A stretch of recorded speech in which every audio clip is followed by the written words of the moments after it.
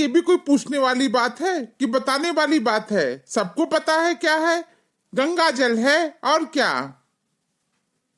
हाँ हाँ, गंगा जल तो है ही, लेकिन आज के जमाने का सबसे पवित्र वस्तु क्या है? पंछी काका ठीक तो बोले हैं, गंगा जल है और क्या है। गलत जवाब। अच्छा, गलत जवाब है तो सही जवाब क्या है, जरा तुम ही बता दो। हमारे अनुसार तो मन जिसको मान ले वही सब पवित्र है। सबसे पवित्र वस्तु है मोबाइल, जो बाथरूम, अस्पताल, शमशान से होकर आने के बाद भी बिना धोए हुए घर में, रसोई में, मंदिर में सब जगह जा सकता है। छंगालाल, आप बिल्कुल ठीक कह रहे हैं, ये बात तो सही है। आज के जमाने का सबसे पवित्र वस्तु मोबाइल तो है ही। हाँ, बात तो बिल्कुल सही बोले। मोबाइल है आज के युग का सबसे पवित्र वस्तु।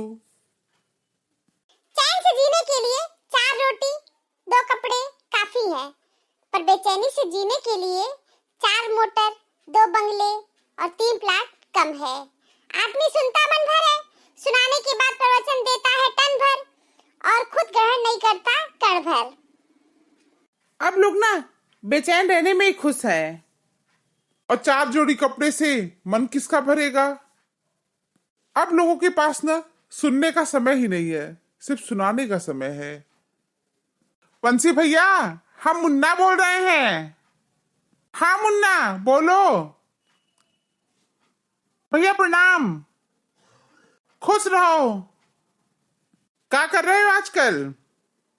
भैया अपने धंधा पानी में लगे हुए हैं। आओ कभी घर, तुम तो घर आना ही बंद कर दिए हो। आएंगे भैया, तुम बहुत जिद्दी हो, कोई कहना नहीं मानते हो। तुम हमारे बेटे की तरह समझ लो, इतना मानते हैं तुमको, लेकिन आते नहीं हो कि भैया का हाल चाल समाचार ले लें।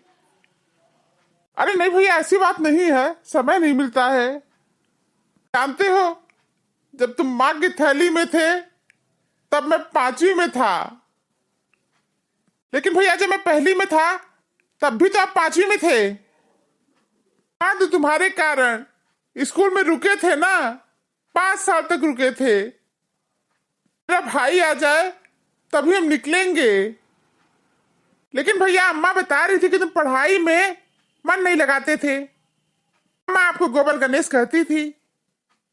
हाँ, क्या बताए, हमारा पढ़ने में मन नहीं लगता था और स्कूल से भाग जाते थे, गोली खेलते थे, गुल्ली डंडा खेलते थे, पतंग उड़ाते थे। अब मास्टर साहब को जब पता चलता था तो बहुत मारते थे, मुर्गा बना देते थे। पर कहे मास्टर साहब तो हमको गोबर का चौथ बोलते थे। बहुत बुरा लगता था।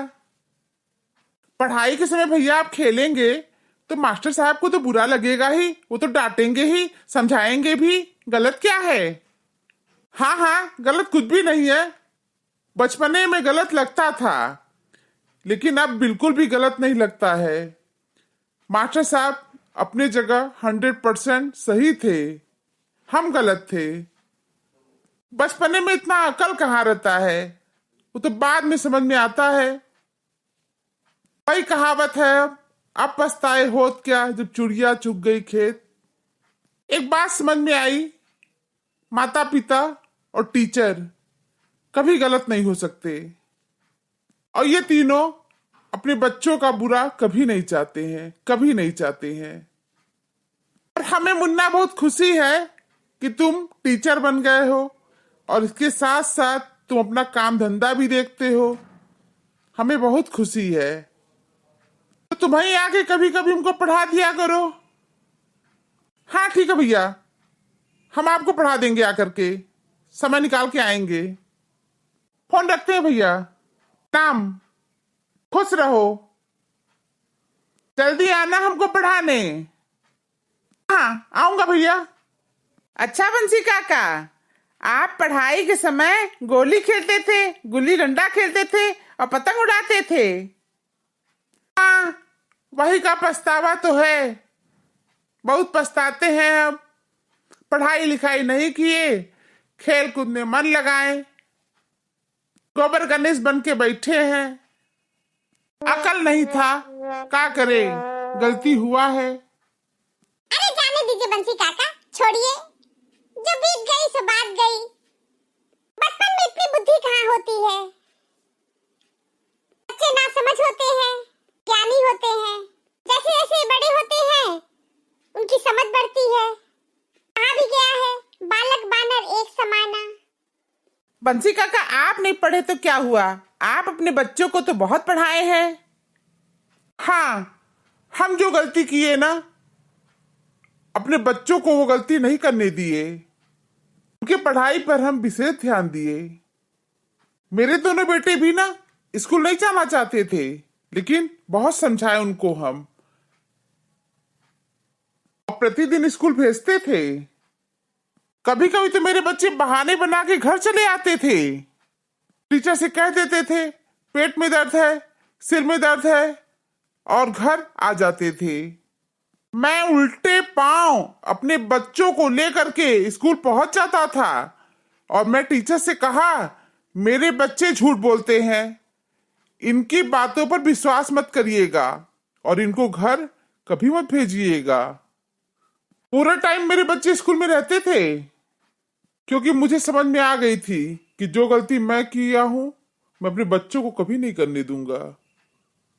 लाइफ के लिए एजुकेशन बहुत जरूरी है। आप बहुत बढ़िया काम किए। दर्द आपको सिखाने आता है, जब आप सीख जाते हैं तो आपको छोड़ देता है। कलयुग है, करेला बनो, मिठाई बनोगे तो मिट जाओगे।